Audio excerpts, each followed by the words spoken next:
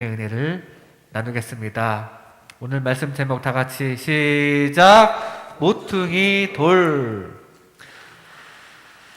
시편 118편은 전체적으로 감사의 시입니다. 1절과 마지막 절이 같은 말로 되어 있어요. 수미상관법의 형식으로 되어 있는데, 여호와께 감사하라. 그는 선하시며 그의 인자하심이 영원하미로다 라고 시작하고 똑같은 말씀과 찬양으로 끝맺음을 하는 시입니다. 그리고 그 안에 있는 내용에도 감사가 넘쳐납니다. 하나님은 인자하신 분이다.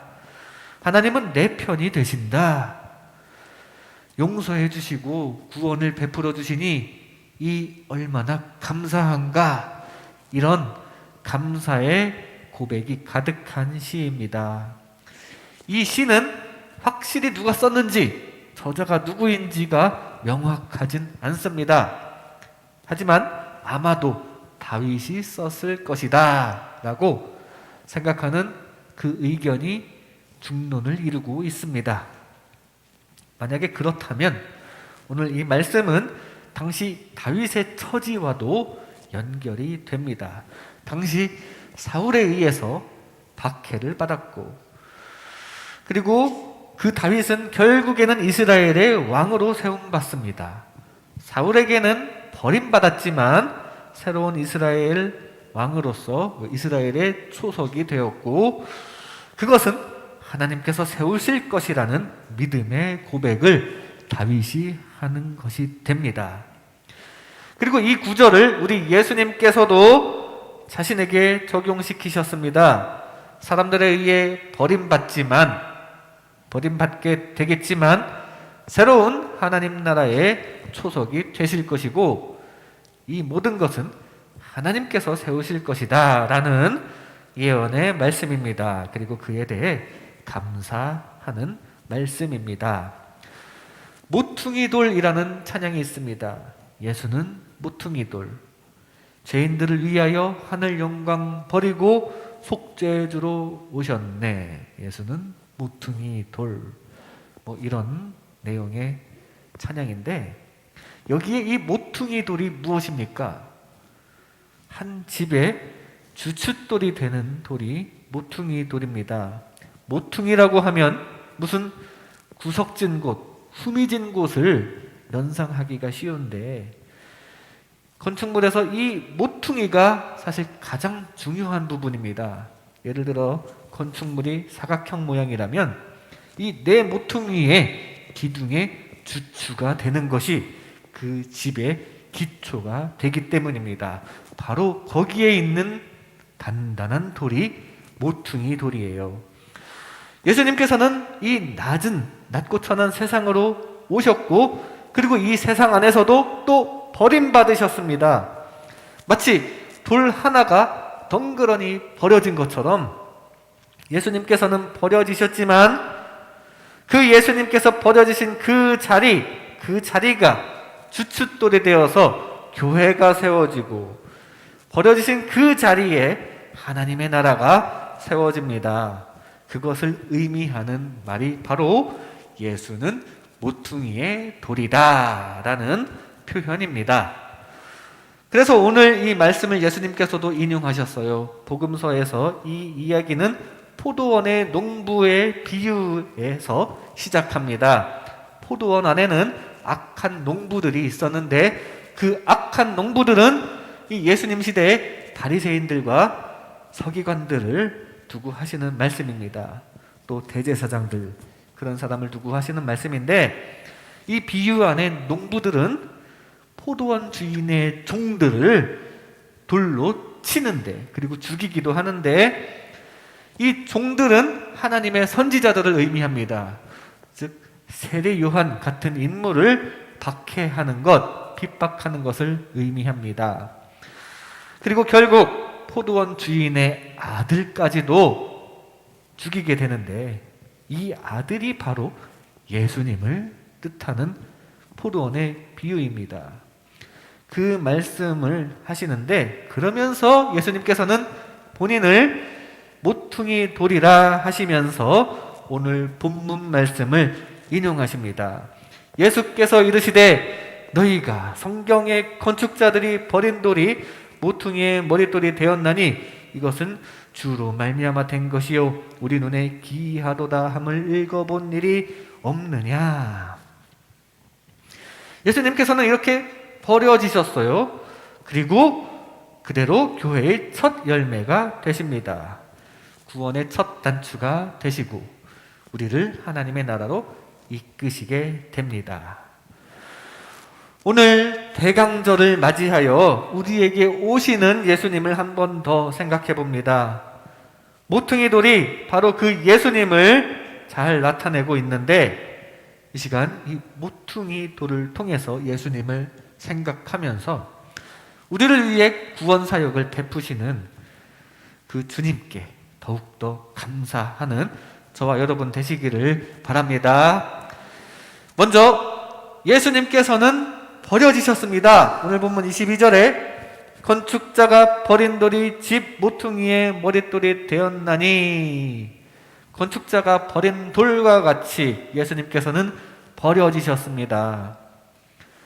하나님께로부터도 버려지셨어요. 그래서 십자가 위에서 이렇게 외치십니다.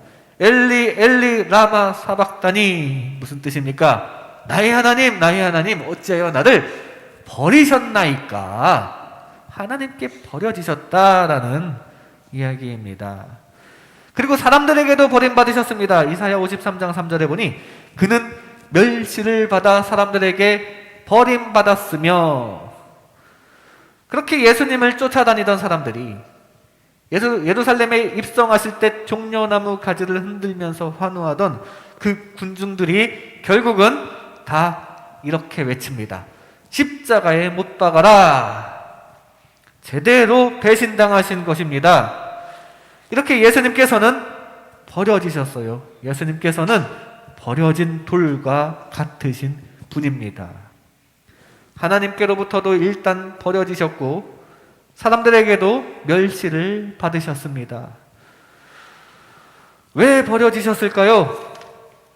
사실 버려져야 마땅한 자는 바로 우리입니다.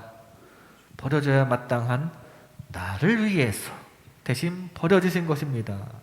이런 예수님의 희생을 잊지 말아야 합니다. 에베소서 5장 2절에 그리스도께서 너희를 사랑하신 것 같이 너희도 사랑 가운데서 행하라. 그는 우리를 위하여 자신을 버리사 향기로운 제물과 희생제물로 하나님께 드리셨느니라. 향기로운 희생제물이 되신 우리 예수님을 잊지 말고 우리도 그 사랑을 서로 행해야 합니다. 주님의 사랑을 잘 받아들이고 우리 역시 주님을 사랑해드리고 또 형제자매 되는 이웃도 사랑할 수 있기를 바랍니다. 알렉산드로 솔제니친이라는 작가가 쓴 모닥불과 개미라는 수필이 있습니다. 모닥불에 불을 피우면서 통나무 한 개비를 무심코 불에 던졌는데 그 통나무 안에 개미집이 있었던 것입니다. 갑자기 개미들이 그 안에서 떼를 지어 쏟아져 나오며 도망치기 시작합니다. 황급히 다시 그 통나무를 다시 모닥불 밖으로 내던지면서 다행히 많은 개미들이 생명을 건질 수가 있었습니다.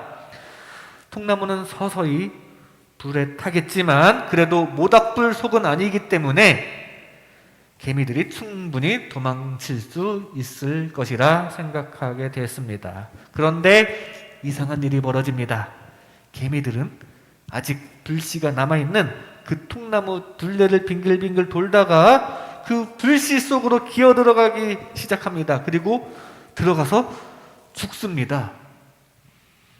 덕분에 개미가 그 불씨를 끄게 되었고 아직 통나무 속에 개미집 안에 있던 많은 개미를 구할 수 있게 되었습니다.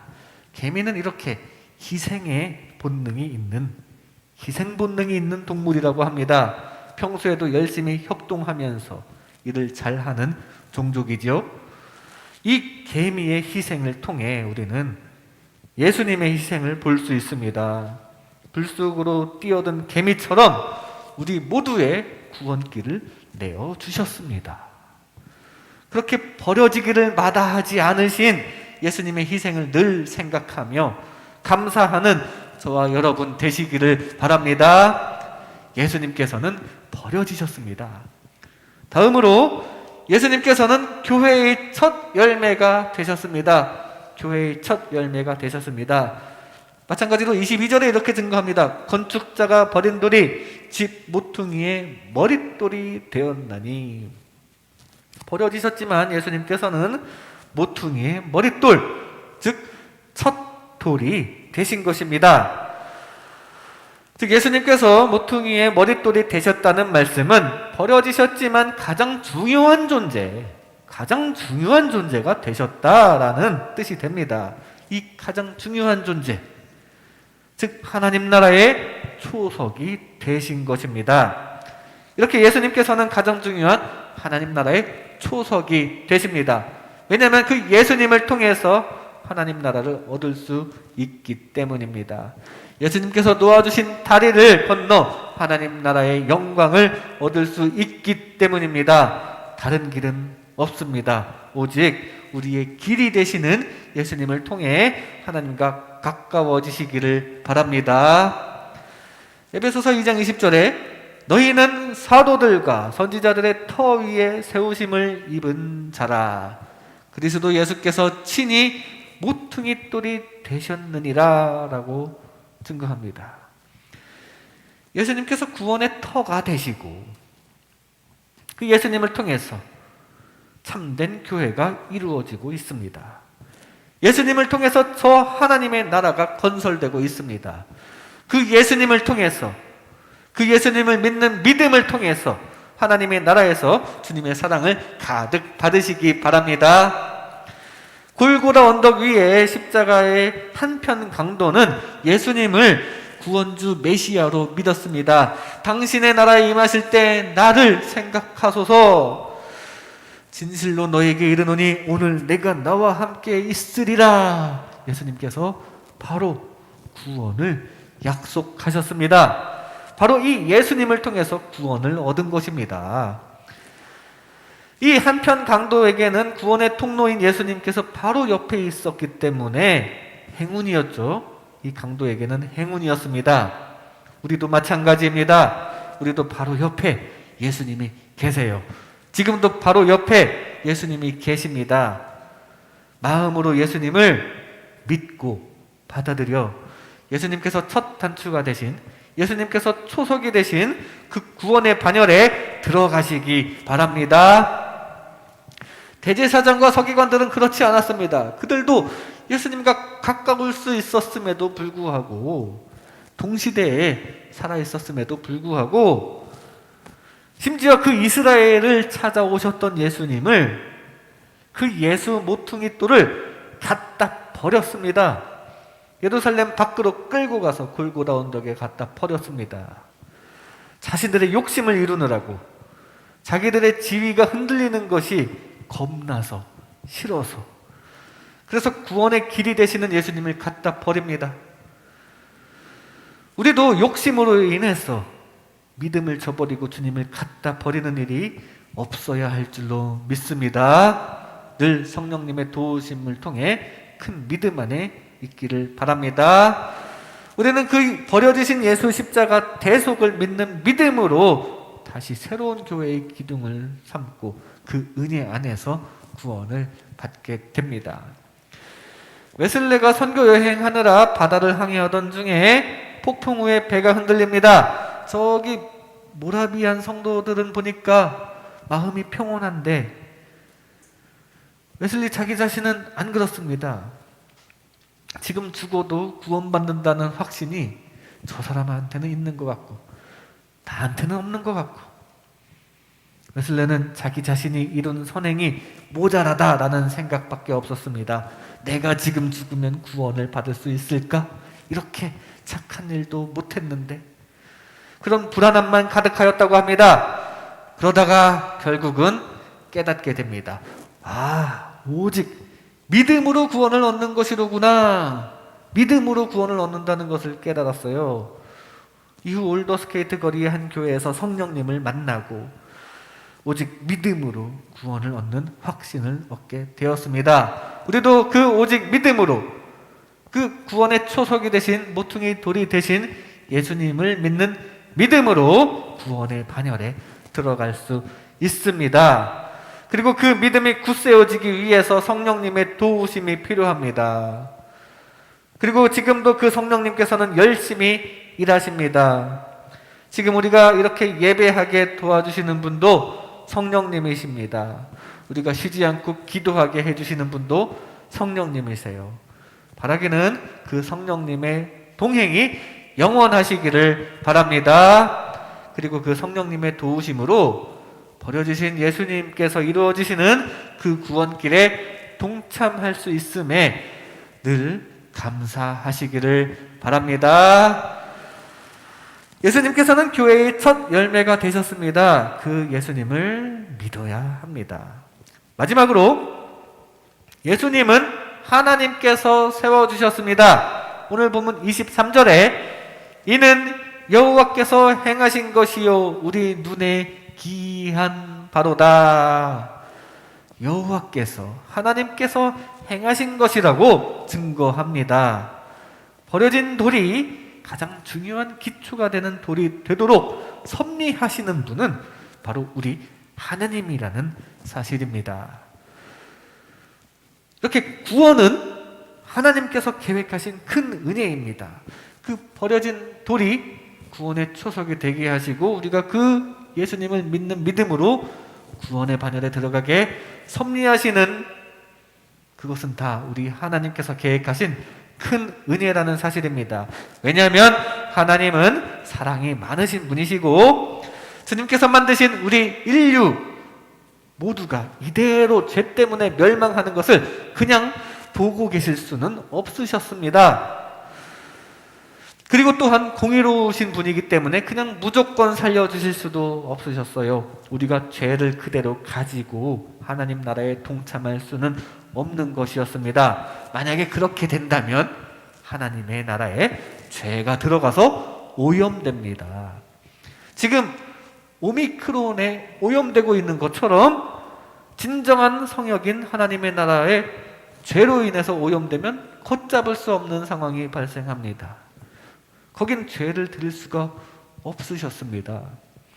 지금 이 세상도 죄로 오염되기 시작해서 아담의 죄로부터 시작된 그 죄가 오염되어 지금 걷잡을 수 없는 죄악의 구렁텅이가 되어 있지 않습니까? 하나님 계신 곳은 다릅니다. 그래서 그 죄를 우리의 죄를 씻어주시기 위해서 예수님을 보내주셨습니다. 하나님이 세상을 이처럼 사랑하사 독생자를 주셨으니 이는 그를 믿는 자마다 멸망하지 않고 영생을 얻게 하려 하심이니라. 사랑으로 보내주신 것입니다. 그 사랑으로 연약한 우리들의 구원을 계획해 주신 하나님께 늘 감사해야 합니다. 그리고 그 예수님께서는 하나님께서 보내주신 그 예수님께서는 사실 가장 강하신 분입니다. 처음에는 무기력해 보였지만 무기력하게 십자가에서 버려지셨지만 우리 하나님께서 가장 강하신 분으로 세워주셨습니다. 그래서 느부갓네살의 꿈에 나온 손대지 아니한 돌, 다니엘이 해석한 그 돌, 오늘 모퉁이 돌과 같은 그 돌은 가장 강한 존재로 나타나서 죄악된 세상을 심판하십니다. 다니엘 2장 45절 말씀에 손대지 아니한 돌이 산에서 나와서 쇠와 놋과 진흙과 은과 금을 부서뜨린 것을 왕께서 보신 것은 크신 하나님이 장래 있을 일을 왕께 알게 하신 것이라. 이 꿈은 참되고 이 해석은 확실하니이다. 지금 다니엘이 느부갓네살 왕에게 느부갓네살이 꾼 꿈의 해석을 해주는 장면인데 이 쇠와 놋과 진흙, 은과 금 그것으로 이루어진 큰 신상은 세상의 제국을 의미합니다. 그런데 그것을 갑자기 손대지 아니한 돌에 의해 무너진다라는 그런 환상이었는데 그 손대지 아니한 돌이 바로 예수님입니다. 가장 강한 존재가 나타난 겁니다. 바로 이 예수님이 가장 강하신 분입니다. 그 강한 예수님께 우리는 붙어야 돼요. 우리는 살면서도 강한 사람에게 붙어 있어야 유리하지 않습니까? 가장 강하신 예수님께 붙어서 세상 권세를 다 이겨내는 여러분들 되시기를 바랍니다. 삶 가운데 늘 주님 모시고 늘 승리하시기를 바랍니다. 구원을 이루시는 예수님을 우리가 유월절 어린 양이라고 하는데, 그 유월절 사건은 모세를 통한 이스라엘의 구원 사건을 말합니다. 우리 하나님께서는 모세를 통한 구원도 처음부터 계획하셨어요. 모세는 태어나자마자 죽을 위기에 처했습니다. 하필 그때 애굽에 산하 제한 정책이 있었어요. 히브리 민족이 번성한다고 히브리 민족의 어린 남자아이는 다 죽여라 라는 명령이 있었습니다. 많은 엄마들이 가슴 아프게 아들을 잃기 싫어서 이런저런 방법을 다 동원하고 있는데, 모세의 어머니 요게벳도 마찬가지였습니다. 할 수 있는 것은 운명에 맡기는 것밖에 없었어요. 그 운명이 그 모세를 왕궁으로 데리고 갑니다. 그 갈대 상자에 역청으로 바르고 모세를 태워서 띄어보내는데, 그게 공주에게 가요. 왕궁에 있는 공주에게 전해졌고, 그 공주는 아기를 키우겠다는 생각을 가졌고, 또 그 아기를 키울 유모를 고용했는데, 바로 그 친엄마, 모세의 친엄마가 또 그 유모가 됩니다. 이게 하나님의 놀라운 계획인 것입니다. 모세의 어머니가 그 아이를 맡긴 그 운명은 바로 하나님이었습니다. 운명은 하나님이었어요. 그리고 그 모세를 통해서 이스라엘을 구원하시는 것도 처음부터 다 하나님의 계획이었다라는 사실입니다. 시편 33편 11절에 여호와의 계획은 영원히 서고 그의 생각은 대대에 이르리로다. 하나님을 진정으로 믿는다면 주님께서 우리의 미래를 책임져 주실 것도 믿어야 합니다. 영원하신 주님의 크신 계획대로 우리도 나아갈 수 있기를 소망합니다. 사랑으로 구원을 계획하신 주님께 늘 감사하시기 바랍니다. 그 계획대로 여러분들의 형통함, 하나님의 뜻대로, 하나님의 사랑의 계획대로 여러분에게 삶 가운데 모든 문제가 해결되고 형통하고 또 영원한 구원이 이루어지게 되시기를 주님의 이름으로 축복합니다. 이 시간 모퉁이 돌이라는 제목으로 하나님의 은혜를 나눴습니다. 예수님께서는 버려지셨습니다. 우리를 위해 버려지신 예수님의 희생에 늘 감사하시기 바랍니다. 예수님께서는 교회의 첫 열매가 되셨습니다. 성령님의 도우심을 받아서 주님께서 열어주신 구원길에 동참하시기를 바랍니다. 예수님은 하나님께서 세워주셨습니다. 사랑으로 구원을 계획하신 이 하나님의 은혜에 늘 감사하시기 바랍니다. 기도하겠습니다.